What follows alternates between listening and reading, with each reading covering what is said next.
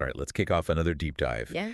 Today, we're going old school. Oh, yeah. Like way back. How far back are we talking? 1920, Everdeen Msrtin. The behavior of crowds. Well, excerpts anyway. Classic. But it's not just a history lesson. No. We're really diving into the psychology of crowds. Yeah. What they are, not just like what they look like. Right. Why they act the way they do. And the big question, what does it all mean for us? We're living in a world where crowdthink feels more and more. Oh, it's everywhere. Yeah, exactly.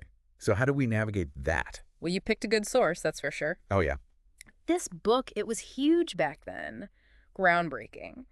Martin didn't just focus on the obvious stuff. Like what? Like rallies and chants and all that. He went deeper, He saw crowds as this psychological force. Interesting. And get this, he connects crowd psychology to what's happening inside each of our minds. Wait, so understanding how crowds work can help us understand ourselves better. That's the idea. That's pretty cool. Right. One of the first things Martin does is he tackles this whole individual versus society thing. Oh, yeah, that old chestnut. Like it's us against them. Right. He's like, nope, not that simple. Okay. We shape society, society shapes us, it's all connected. So it's not like this battle between two totally separate forces. Exactly. He uses this great analogy, compares it to like the Cheshire Cat's grin. I love that story. Okay. You try to separate the individual, the social, all you get are these abstract ideas. Not the real deal. Nope, they don't reflect reality at all. We're social creatures, we're part of society. It's like all intertwined. Yeah, and that tension between what we want and what we feel like we should do because of society, that's huge. It's huge. That plays right into how crowds even form in the first place. Okay, how so? Because for Martin, a crowd isn't about a specific group of people, Not about social class or anything like that. He says a crowd, it's a psychological state. It's what happens when those shared impulses we all have, the unconscious ones, Okay. they get unleashed. Unleashed how? Because the usual checks and balances, the stuff that normally keeps us in line, those stop working. So it's not about physically being in a crowd, Yeah. but having that crowd mentality. You got it. It's this shift in our thinking, like we regress almost To or what? more primitive state of mind. Ooh, okay. And this is where it gets really interesting. Okay, I'm listening. Martin argues that all sorts of groups that seem totally different, Yeah. they can become crowds in this psychological sense. Like, give me an example. Sure, like political rallies, obviously. Yeah, makes sense. But also religious revivals, even entire nations at war. Whoa, so like a whole country can fall into this crowd mentality. It can happen. And Martin, he takes it even further. He brings in this concept of crowd ideas. Crowd ideas. Like slogans, catchphrases, Yeah. the stuff that sums up the group's hidden desires, They're powerful because they tap into our unconscious... Oh, emotions. Yeah. All of that. So these crowd ideas, what are they really about? Well, according to Martin, they're like defense mechanisms. Defense mechanisms. Protecting us from having to face those uncomfortable impulses. The stuff we don't like to admit. Exactly, even to ourselves. He gives this example, a father's association. Super hostile to conscientious objectors during wartime. I can see where this is going. On the surface, looks like patriotism, right? Yeah, but underneath. Underneath, it's masking a deeper struggle. These fathers, many had lost sons in the war. Oh, wow. Their anger, part of it was avoiding their own feelings of loss. And their desire to escape that sacrifice. You got it.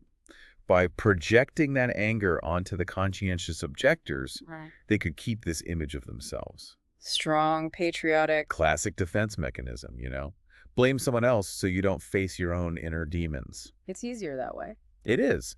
And that need to find an enemy, that's a big part of where we're headed next. Okay, let's go there. So it's like, don't blame me, blame them. Yeah, exactly. But it goes beyond just avoiding blame. Okay. There's this element of, like, power. Power, how so? When a crowd has an enemy, they feel justified, In taking action. Right. It gives them purpose, makes them feel righteous. And that ties into something else Martin talks about, the will to power. Okay, will to power, meaning? This craving for dominance. Crowds, they tend towards absolutism. Their view, it becomes the truth. So it's not enough to just get rid of the enemy. Nope. It's about making everyone else see things their way. You got it.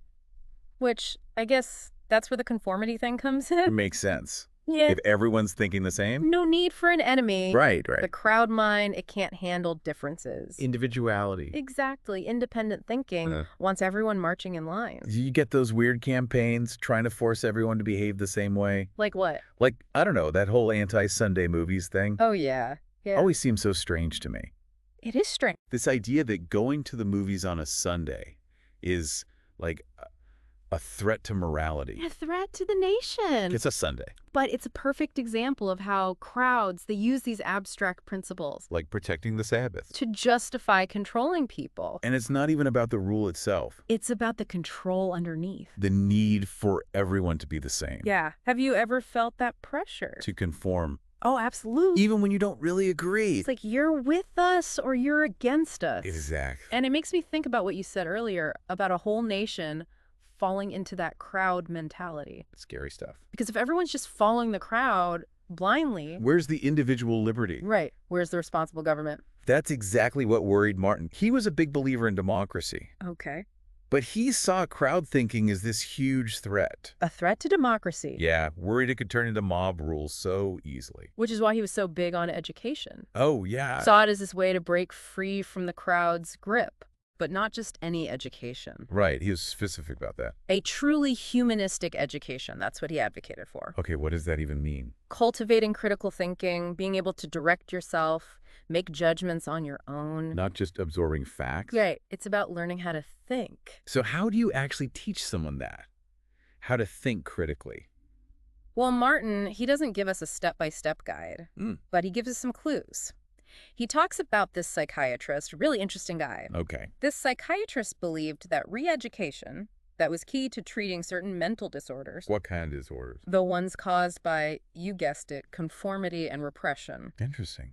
He said a lot of his patients, their problems came from blindly accepting societal norms. And suppressing their individuality. Exactly. So it's almost like they need to be deprogrammed. That's a strong word. Yeah. But you're getting at the idea. It's about breaking free from those ingrained patterns. The assumptions we just inherit. From our culture, our family. Our social group. All of it.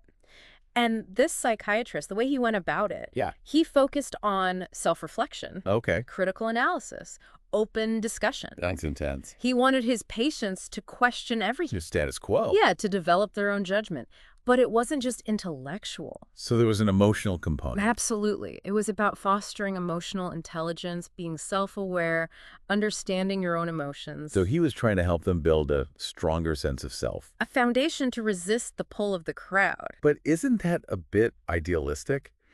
Can we really expect everyone to become these, like, perfectly rational, self-aware people? Of course not. Right. But that's not the point. Education can move us in the right direction. Towards what? Becoming more conscious, more critical, more capable of making our own choices. And even small steps matter. They do. And it brings us back to Martin's warning about democracy, the dangers of crowd thinking. Right. If we want to protect those democratic values, we need citizens who can think for themselves. Who don't just follow blindly. Resist those easy answers, the simplistic solutions. Because it's easy to get swept up in that. It is. Martin actually talks about how even groups with good intentions, they can resort to mob tactics. And they get caught up in that crowd mentality. Exactly. He tells this story about his own experience, the Liberty Bond drive during World War I. Yeah, the Liberty Bond drive. He was totally on board with the war effort. Okay. But even HE was kind of disturbed by the way they pressured people. Pressured them how? Like, these committees would go around, put up these big yellow signs in front of people's houses. What does they say? Liberty Bond slacker. Oof. Total public shaming. It's like, you're either with us or against us. Creates this atmosphere of fear, suspicion. Anyone who doesn't conform. Instant enemy. And it shows, even in a democracy, we're not immune to that crowd thing. Like, those impulses are always there under the surface. Waiting for the right moment. To erupt. Exactly. So where does that leave us? If these crowd impulses are so powerful, are we just, like, puppets? That's the question, isn't it? But here's the thing. Okay. Martin believed that just understanding crowd psychology, that was the first step. The first step to what? Liberation. Okay. Like shining a light on those motives, bringing them out into the open. So we can deal with them. Right. Instead of being swept away by the current. We can learn to swim. I like that. But how? It's one thing to say be more self-aware. Yeah. But how do we actually do that? It starts with paying attention. To what? To those moments when you feel the pull, the pressure to conform. Okay, and then? Ask yourself some questions. Like what? Why am I drawn to this group? Okay. What needs are being met here? Are these my beliefs? Or am I just echoing the crowd? Right. And what if I realize I am just echoing the crowd? Then you have a choice. A choice between A long stepping back, thinking for yourself. maybe going a different way.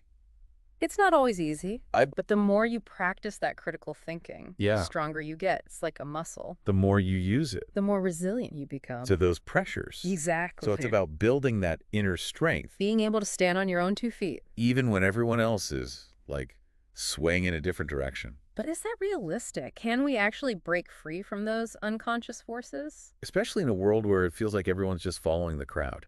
It's a good question. And Martin wouldn't pretend it's easy, Right.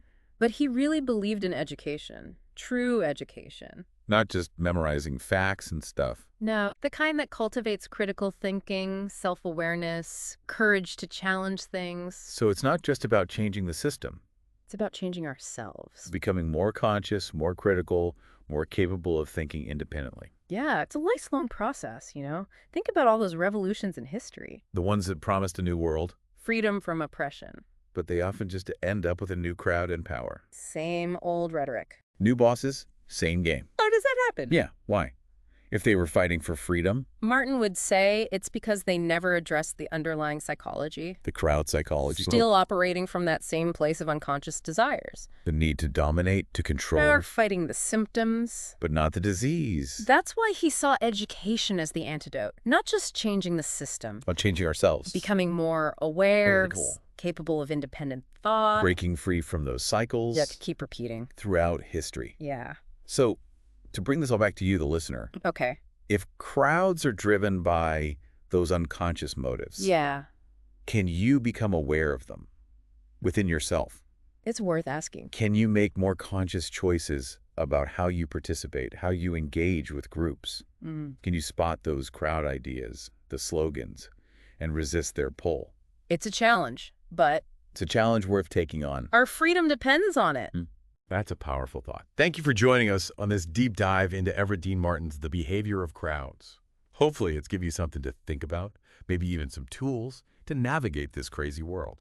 Remember, you don't have to follow the crowd. Think for yourself, be critical, and be brave. Until next time, stay curious.